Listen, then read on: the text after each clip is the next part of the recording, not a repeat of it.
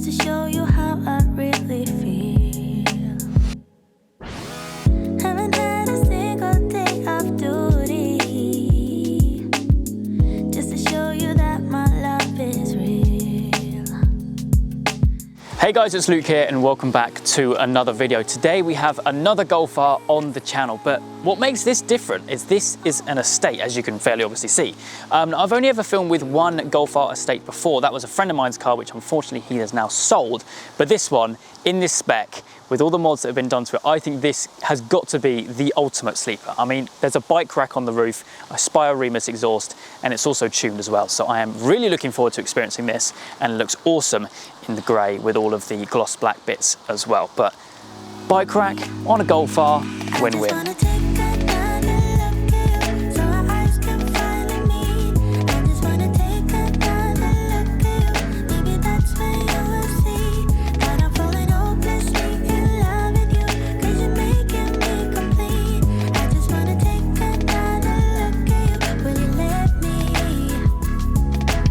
Okay, so this is Dave, the owner of the Golf R. Thank you very much for coming on the channel today. Oh, thanks for having me, Luke. That's yes, right. My 18-plate Golf R estate. Yeah, and like I said in the intro, I've filmed with one of these before, but that's it. Normally when I film a car, I've kind of filmed the majority of the different stages of modifications, but there's only ever really one other which I've experienced.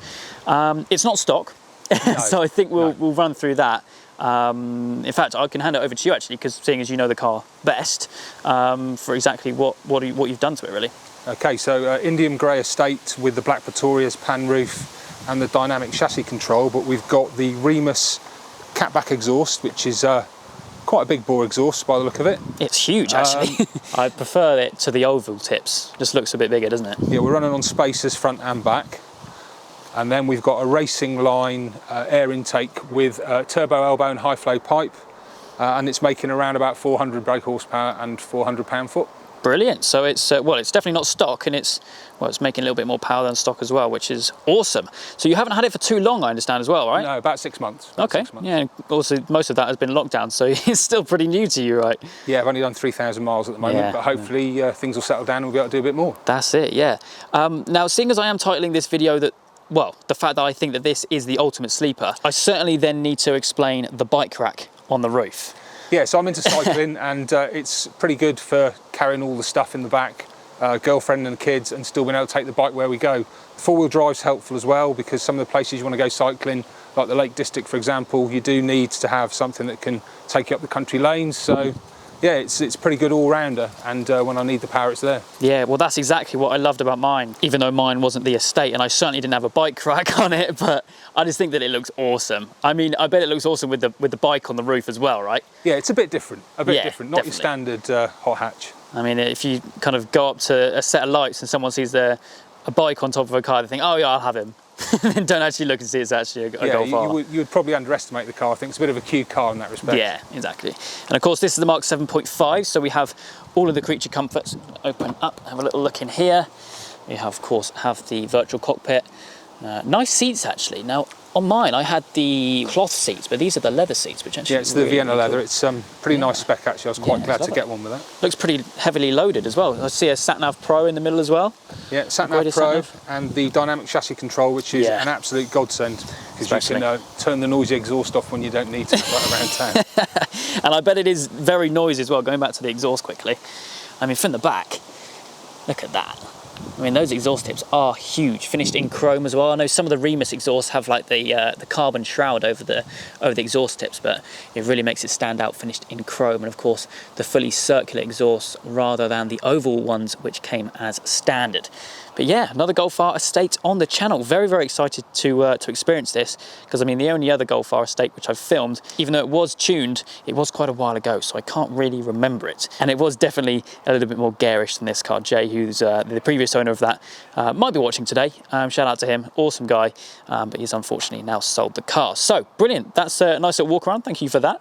I think what we'll do in usual fashion, we'll pop the GoPros up inside, go for a little drive, and certainly make some noise out of that exhaust.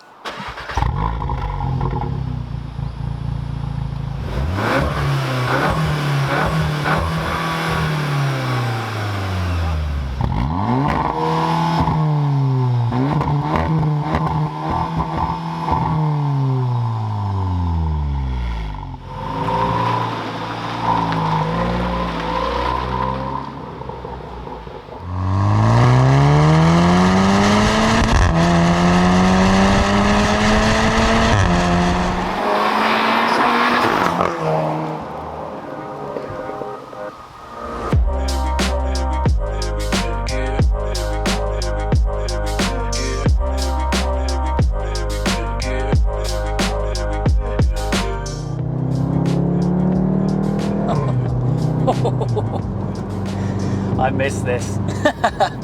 Now actually, it wasn't too long ago which I had another Golf R on the channel, which was a Stage 2 Plus 5-door hatch, really, that's the word. It'll be interesting to see how this compares with it, really. But the exhaust is a lot more further back than what it is on the hatch, but still it's blisteringly loud. And it's literally just a back box on this, right? Yeah.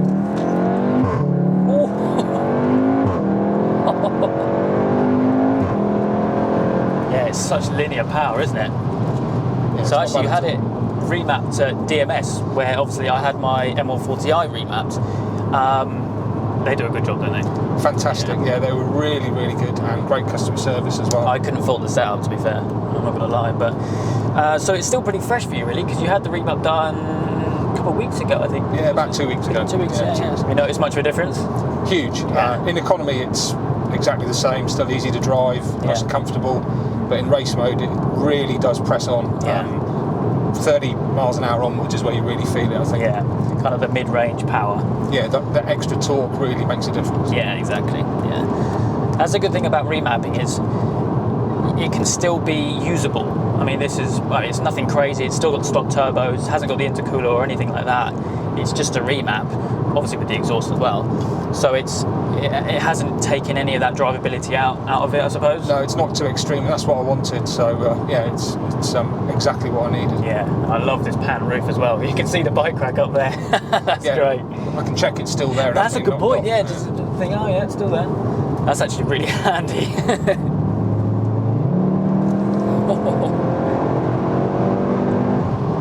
The gearbox is just effortless, isn't it?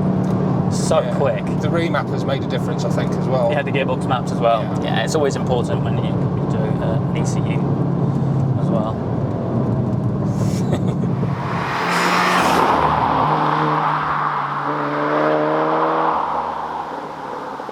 So even though this is, I suppose, your daily and just a usable car, have you got any more plans? I think this is it. Yeah. To take it any further, I'd have to be looking at a new turbo, bigger intercooler, and it's probably not worth it for what I do with it. I'm not going to track the car, so. Yeah, I mean, it's nice pops and bangs out the back as well. I mean, it's not the kind of car which you'd track, I guess, is it? No, it would definitely need an upgraded set of brakes for that. Yes, we were talking about that just off camera. I have suggested maybe the Club Sport S discs, which I know a lot of people do.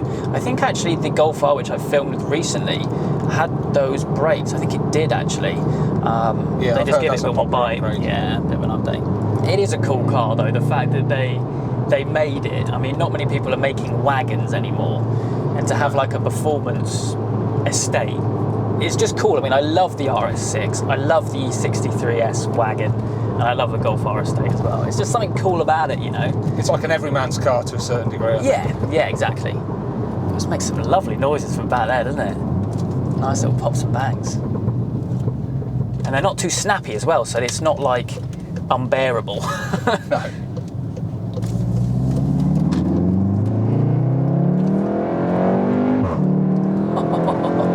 That's what I love about these though, is you can just pin it wherever. And it comes in handy, like you said, about where you go cycling. I mean, it's sometimes in like dirt track roads. I mean, you don't have to worry about it not being able to get there, I suppose. No, the four-wheel drive's pretty good. I've used it for some country lanes already, and it's a lot better than the last car I had. Yeah. Well, would you come from previously? It was a Mercedes E400 Coupe. Okay. Oh, definitely a lot more practical now then. Yeah, and this has now got more power than that as well, which is there we quite go. interesting. Yeah, that's it. You get a lot of intake noise as well. Yeah, the Raceline Intakes, really good quality, and I had a service done recently and had the actual foam filter inside serviced properly. Oh wow. Which I think is quite important from what I gather. Yeah, definitely. I mean, with modified cars, it's always important to just definitely keep that maintenance up, because I mean, it's running more than what it should do theoretically. But I mean, those intakes, pretty much every single Golf R which I filmed, apart from the one I had because I didn't do it, had that on. That's when you know it's a good thing to do. Yeah, I also had the Haldex serviced as well. Oh yes, yeah, brilliant. You put it back into economy. It's just so. I don't think I've ever experienced a dynamic chassis on these because I didn't have it on mine. It properly smooths it up, doesn't it? Not as jolty at all. Yeah, and you just pull both paddles back and it goes straight back into. Yeah. That's gone back into manual. Oh yeah. It just goes back into economy. It's super easy. Yeah. Back to 1 bar and just nice. And if you change it back, see, it just straight into sport.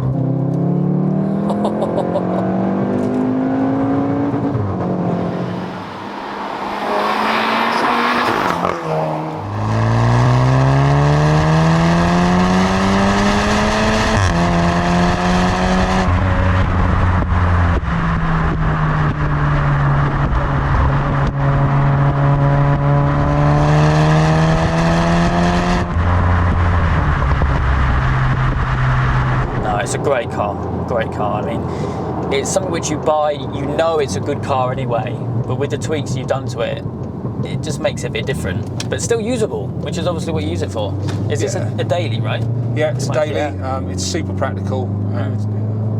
Ideal for what I need it for. Exactly. I mean, like we were saying earlier on, when you put up to a set of lights, the person next to you isn't really going to know what's going to happen unless they look closely and see those big exhausts actually. That's for sure. But anyway, I think that's going to round things up from me today. Small little video, but one which I've enjoyed making actually. I mean, I love these things, like I've said. There's just something about a fast wagon which is just really cool. Nice little downshift. Dave, thank you very much for coming on the channel. I will put your links down in the description down below for you guys to go and check out. But that is it. I hope you guys have enjoyed. If you have, please do make sure you leave a like and make sure you subscribe for all the adventures still to come.